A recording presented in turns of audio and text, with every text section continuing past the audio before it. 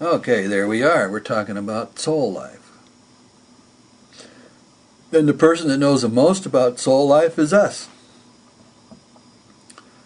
You know, there are people watching this probably who, or will watch it maybe in the future. At least I hope it gets around to people who find it useful.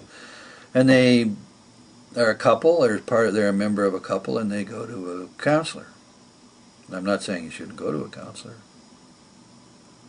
But when we go to the counselor and when we have discussions with the counselor about the intimate aspects of our psychological life and what's going on in a relationship, when we try to use this psychotherapy, which you remember, psyche is the word soul.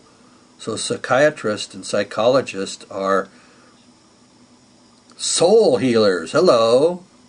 Somebody forget the memo? Anyway, so there we are. We're doing this talk thing.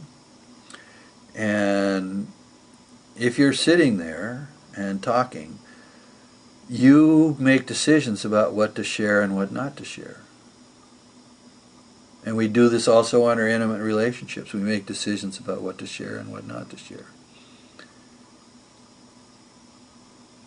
And there are important consequences from these choices. Okay? And what do we share? Well, maybe we could share a story. We have memories. That's also in our soul life. We have memories. That's part of soul life. And of course, the materialist will say, well, the memory's in the brain or that, and then they come at it from a different direction, and they talk about the holographic nature of memory, which is it's sort of everywhere in the brain, and how can it be everywhere and be in a specific place all at the same time? They aren't quite perceiving what's going on. They're sort of stuck in the assumptions of the materialist paradigm about these things. And if you're going to have a healthy social life, and if you're going to get into what you should get from the mysteries, what they're contributing in terms of Eros, the new feminine mysteries of Eros, which are about wisdom, and very earthly wisdom at that. Remember, the erotic and sensual is very earthly. Okay, so there you are, you edit stuff. Now, what have we talked about recently? Well, we talked about you moved your hand, you had an experience when someone touched you, and you had an experience when you touched them. And you go to the psychologist, or you're in your relationship, and you edit what you say from your own understanding of yourself or your own memories, and we do all these things. Now, in all of that discussion, I've used certain pronouns, personal pronouns, you, we, etc., etc., etc. What's that? What is it that has the experience? What is it that causes the arm to move? What is it that makes the choice to edit our communications, whether to a therapist if we're going to a therapist, or whether just to our partner? That's spirit. Okay? The choice maker, the decider, the actor, the experiencer. That's spirit. So in our interior life, we have kind of these two things. We have experience, or what appears in our consciousness, and then we have the fact that we're an actor there.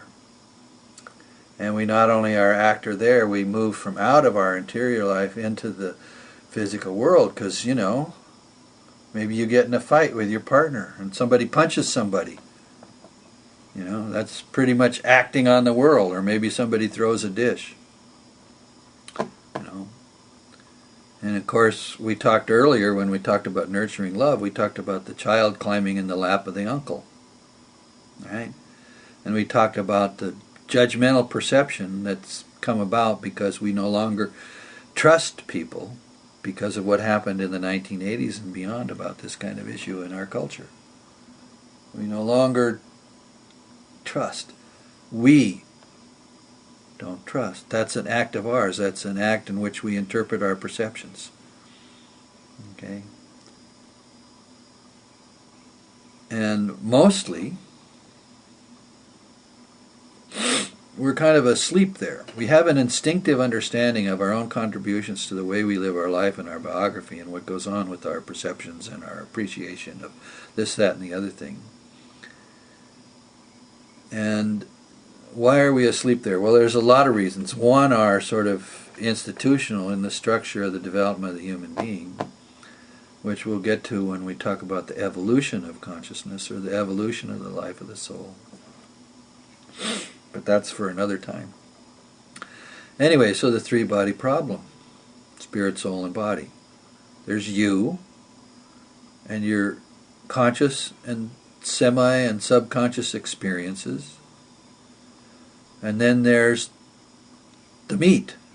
I borrow that from some language that some punk science fiction writers. I've been reading a guy who's really a lot of fun to read, William Gibson, and one of his characters in the book Count Zero talks about the meat, and another character in Neuromancer also talks about the meat. I guess it's the guy in Neuromancer that talks about the meat, and there are people out there that talk about the meat, the flesh, and you go back in Christianity a ways, you don't have to go very far, and you read St. Paul, and all of a sudden you got the carnal body.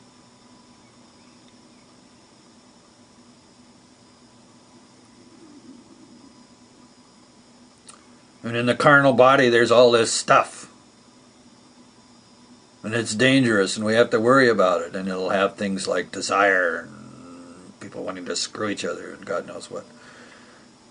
Now, St. Paul is a very wise man, but he was also a bit of a prude. I'm sorry. And I don't think he really liked women. And I don't think he's anywhere near as wise as Christ was. But that's a whole other thing. The carnal or corporal body. The matter. When I move this, I move matter. When I change my mind, which I can do on an impulse, I'm walking down the street with my partner and we're thinking about, well, what do we want to do? We want to go out to dinner, we want to go to a movie, and she wants to go to a dinner and a movie, and I'm kind of tired, I had a hard day at work, etc., etc., etc., and I listen to her and I hear her, because I'm interested in her. We talked about this a little bit before. And because one of the ways I love is being selfless, I say, well, to myself, yeah, I'm tired. But I love this person, and what they need is whatever they say they need, and I'm going to go along with it. I'm going to give it to them. Right? Now what happened? I just changed my mind. In one moment I was really just centered on myself and my own self-interest and my own tiredness and all the rest of that, and then all of a sudden it dawned on me that I really love this person I'm with, and their needs are more important than that, and I can suppress those needs. I don't have to pay attention to them, and I can change my mind. Wow. There's a concept. A lot of the stuff that we get out of natural science is very deterministic. It really doesn't account for us changing our mind. It sort of approaches the problem as if we couldn't do that. Hello? I think maybe somebody's making a mistake.